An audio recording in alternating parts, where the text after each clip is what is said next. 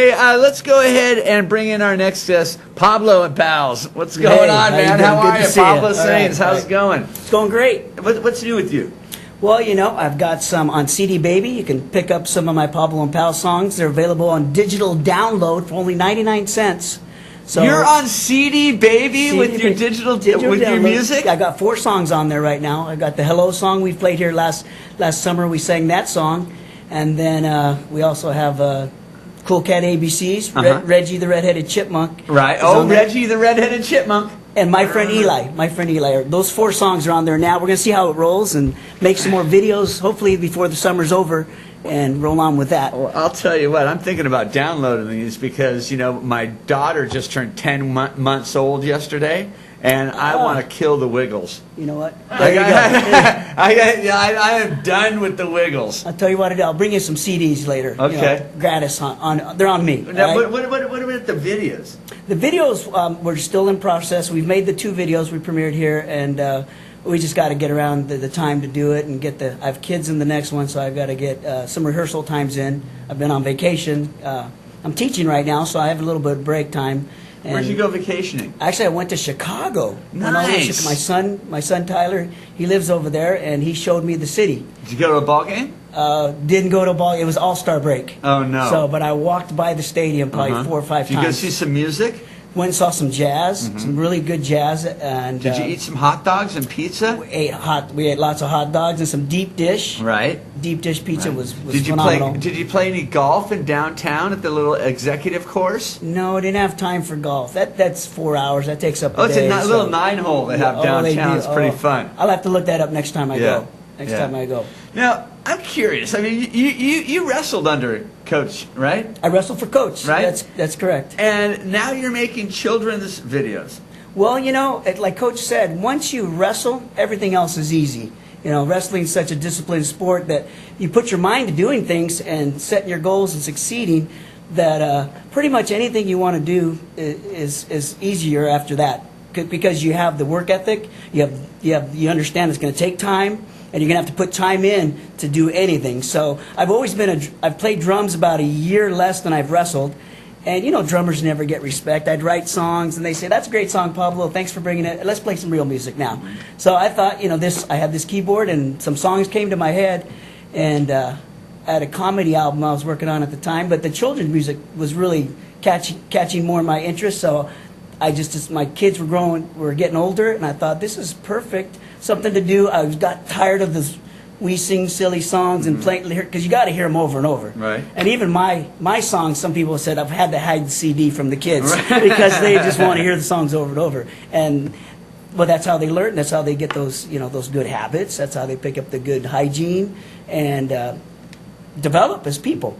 But that's how I came about it. I've always played music. I always wonder if I played music 1 year before I started wrestling.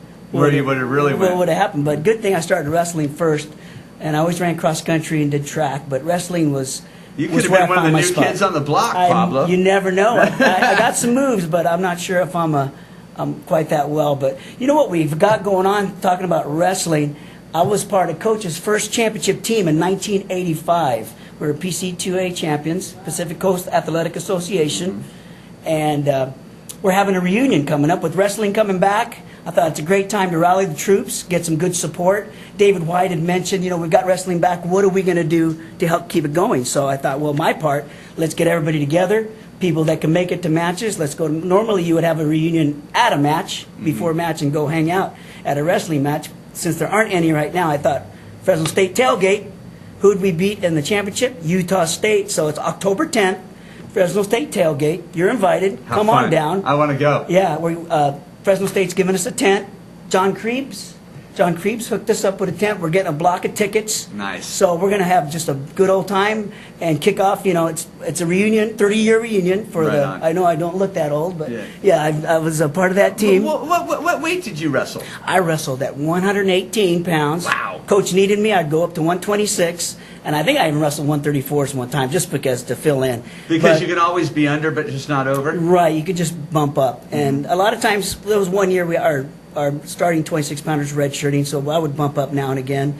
David Waimura would fill in, and he'd help us out at 126, but sometimes we'd flip-flop, depending on the competition. That's part of coaching. Right. You got guys, you might move them around in weight classes to get the key matchups. To get the win. To get the win, because you can end up giving a 6-6 trade, or you can have a 12-0 trade, You roll those dice, and if your guys wrestle, you got it. You look like a genius. Now, if they lose, of course, it's their fault. It's never the coach's fault. How do you wrestlers make weight when you're over? Well, I had a system. I was always had it down to a science where you make weight right when the scale time comes. You don't kill yourself like these guys that starve for days and dehydrate for days. That's bad news. You just want to get your weight down early in the season. I was always within 7 to 5 pounds shooting distance. Mm-hmm. I'd run around the school in sweats, lose about 2 pounds, just nice easy jog, then go in the sauna and just relax for a good hour or so, half an hour, whatever it took. And then about 20 minutes before weigh-ins, I was on weight, maybe 10 minutes. So I only made weight for that short period of time. I didn't sit around I'm so hungry. Right, spitting all the time. The spitting's the worst, I'll tell you why, because you get cotton mouth, and it takes about 12 hours to get your saliva glands back. Right. So if you're a young wrestler, do not spit. Right. Do not. That's the worst thing you can do. Right? Yeah, and then somebody spills your cup over or drinks it. Okay. All right, I didn't want to go there, but it's the best thing is a good diet.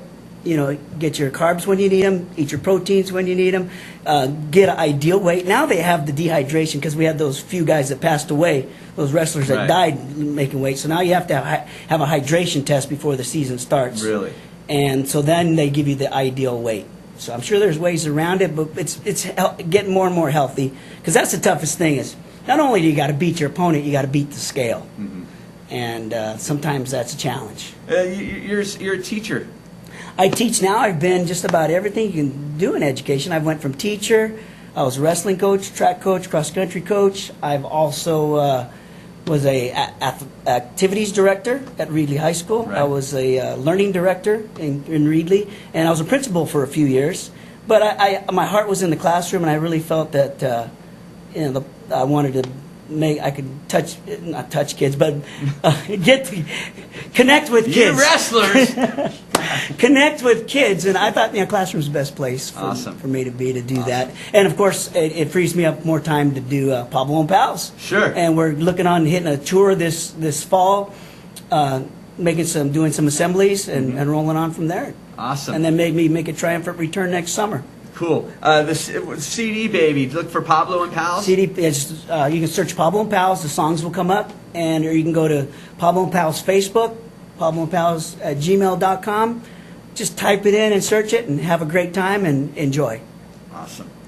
You know what? I always like talking to you because you're always so upbeat. Hey, it's always a pleasure to be here. All right. Thanks, Always good to see you, buddy. And go Bulldogs. All right, there you go. We're going to take a quick commercial break.